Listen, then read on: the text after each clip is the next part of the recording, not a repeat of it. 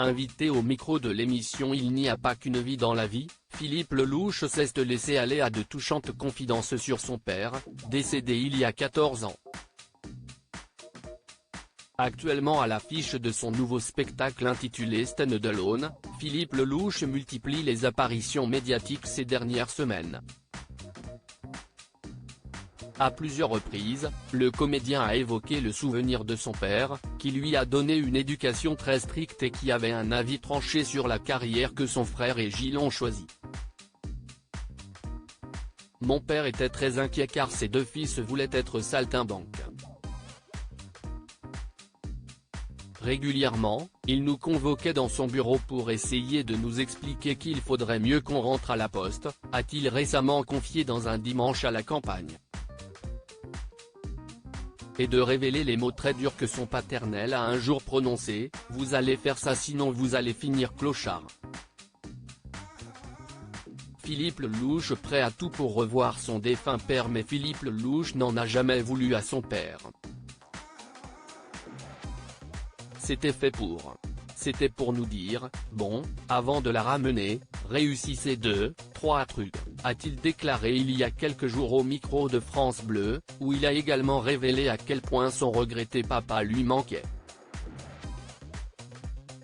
Je donnerais bien 1 ou 2 ans de ma vie pour aller boire un café avec mon père, avait-il confié. Une déclaration émouvante sur laquelle il est revenu ce samedi 9 décembre dans Il n'y a pas qu'une vie dans la vie sur Europe 1. J'ai perdu, il y a 14 ans maintenant, ma marche arrière. Pour un peu plagier Albert Cohen, qui parle de sa maman dans le livre de ma mère, les enfants de papa vivant n'ont pas conscience de la chance qu'ils ont de pouvoir appeler, de pouvoir entendre allô, mon fils et de pouvoir dire papa, tu me manques, je t'aime. Il a un siège à vie dans tous les théâtres où je joue, déclare Philippe Lelouch 14 ans plus tard. Philippe Lelouch éprouve un manque énorme de son père. Peu importe qui on est devenu, un papa c'est un papa. La vie de son papa, c'est toujours important. Vous vous souvenez de la chanson de Sardoula, dans son fauteuil, le spectateur du premier jour ?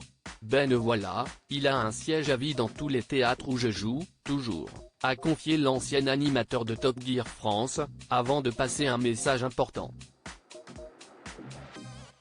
Il y a plein de gens qui vivent avec leurs proches avec un sentiment d'éternité.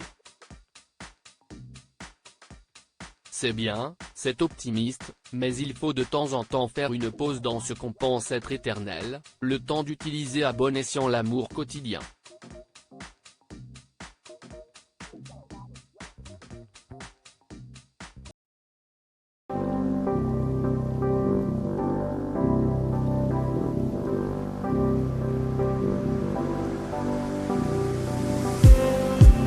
Just need